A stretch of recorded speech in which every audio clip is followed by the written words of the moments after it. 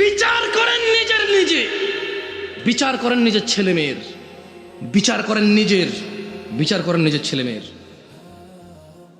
জাবের রাদিয়াল্লাহু আনহু থেকে বর্ণিত, তিনি বলছেন, ইন্না বাইনার রাজুলি ওয়া বাইনাশ শিরকি ওয়াল কুফরি তারকুস সালাহ, নিশ্চয় শিরক কুফরের মধ্যে পার্থক্য হচ্ছে নামাজ ত্যাগ করা। এইবার নিজে বলেন, কত ভাগ মুসলমানের দেশ? আপনি কে? আমি কি? হুজুর কি? তার জুমার মুসল্লি কি? তার সমাজ সেবক কি? তার সমাজ সেবী কি?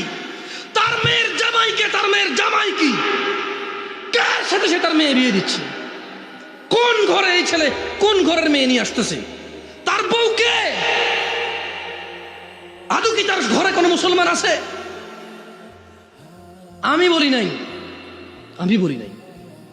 জাবের রাদিয়াল্লাহু আনহু থেকে বর্ণিত, আমার সাথে বলেন, ইন্না বাইনার রাজুলি,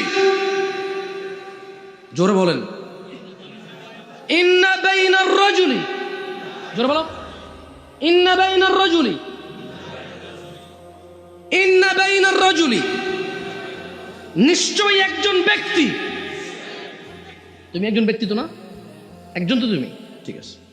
এই হাদিস এটা বলতেছে, নিশ্চয়ই একজন ব্যক্তি। ওয়া বাইনাশ শিরক, বলো, ওয়া বাইনাশ শিরক, এবং শিরিক, ওয়াল কুফরি, এবং কুফরি, তারকুস সালাহ, নামাজ ত্যাগ করা। তাহলে একজন ব্যক্তি শিরিক আর কুফরের মধ্যে পার্থক্য কি? জোরে বলো, পার্থক্য কি? মুশরিক আর কাফেরের মধ্যে পার্থক্য কি? শিরিক আর কুফরের মধ্যে পার্থক্য কি? নামাজ ত্যাগ করা। এটা জাবের রাদিয়াল্লাহু আনহু বলছে। আমি দুঃখিত যদি আপনাকে আমি কষ্ট দিয়ে থাকি হাদিসটা পড়ে।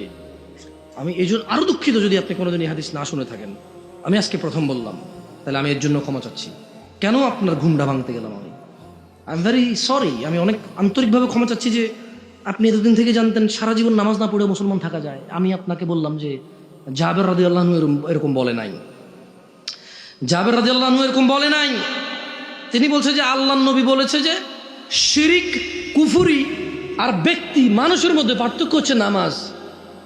অন্য অনেক হাদিসে আসছে যে সালাত ত্যাগ করে সে কুফরি। যে লোকটা খারাপ থেকে ফিরে আসে, ঈমান আনে, ভালো কাজ করে, তার আগের যত পাপ আছে আল্লাহ নেকিতে পরিবর্তন করে দেয়। নামাজ যেগুলো ছুটেছে খালাস।